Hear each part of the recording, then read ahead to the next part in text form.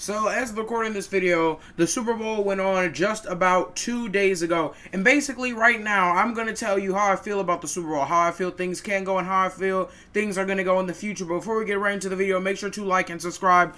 Turn on all the notifications. All that information is going to be on the screen right in front of you. And without further ado, let's get right into the video.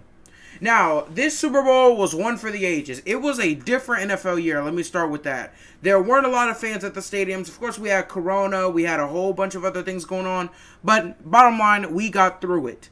Now, first for the Chiefs, I'm going to describe how their Super Bowl went. I'm not going to lie. I thought the Chiefs were going to win this, and I thought they were going to score more than 9 points.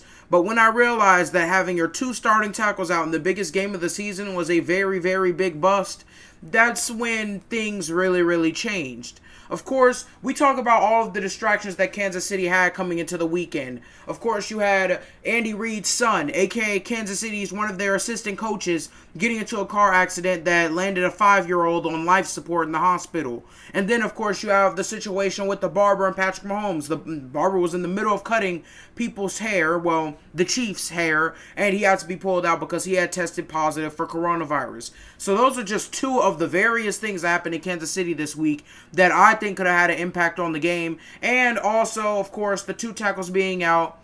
Fun stat, Pat Mahomes was pressured on over 50% of his dropbacks. He was pressured not 50. He was pressured 29 total times on like 40 or 50 dropbacks, which is an insane rate. That shows that his O-line did not show up to play. And I really think Tampa Bay dominated from the point of attack. Like, Tampa Bay's defense was just simply better, but we're going to get into that a little bit later. The Kansas City Chiefs, Tampa Bay it's like they had the perfect setup to guard them. The Chiefs could never adapt to the deep setup that the Bucs were running. They had all the safeties deep so they could avoid the big plays. It's like they found Travis Kelce on a couple of routes, but it was like too little too late. It was the fourth quarter. The game was basically over by then. Pat Mahomes, I want to say that Pat Mahomes is not the reason they lost. It's those two tackles who I'm really going to get on right now.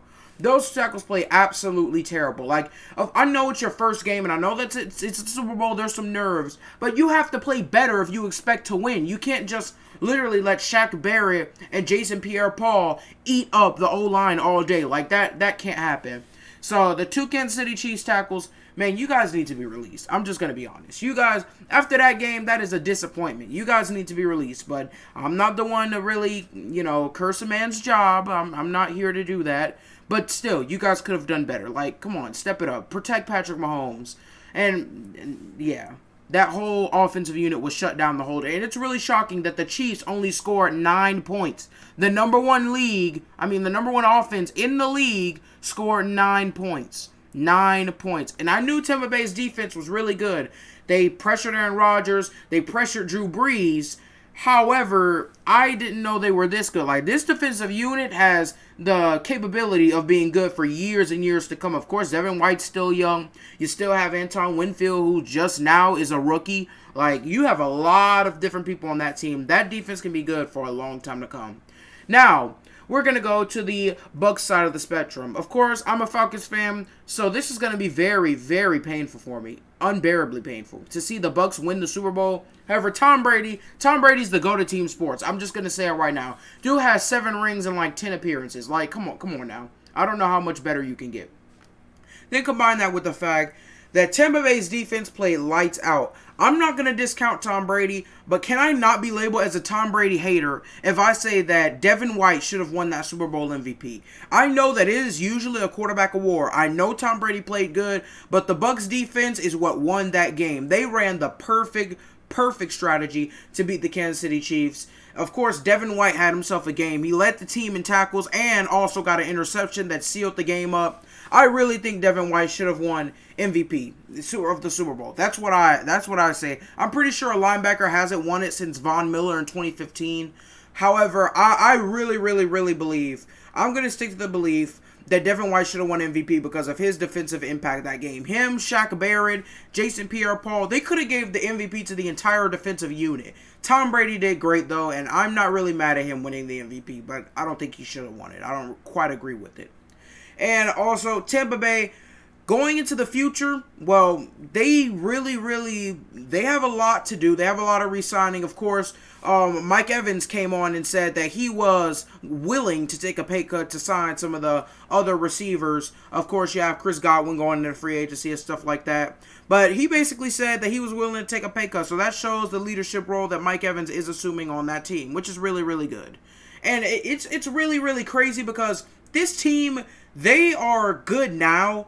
But looking a couple of years into the future, you can see one of the number one defenses that this league has ever seen. Like, this defense is really, really good. Fun fact, Jason Pierre-Paul is actually 8-0 in the playoffs. So, yeah, he's won 2 Super Bowls every time he's gotten to the playoffs. But getting off of that, that defense is really, really good. Of course, they don't have a lot of old people on that defense. Like, Jason Pierre-Paul is the oldest guy that I can think of on that defense right now, and he's in his, like, early to mid-30s. Like, he's not even that old either. Like, Anton Winfield, Devin White, like, all those guys are fairly young. Of course, Levante David is nearing the older side of his career, but he's not old. Like, he's still one of the more effective linebackers in the league, if not the most effective linebacker in the league.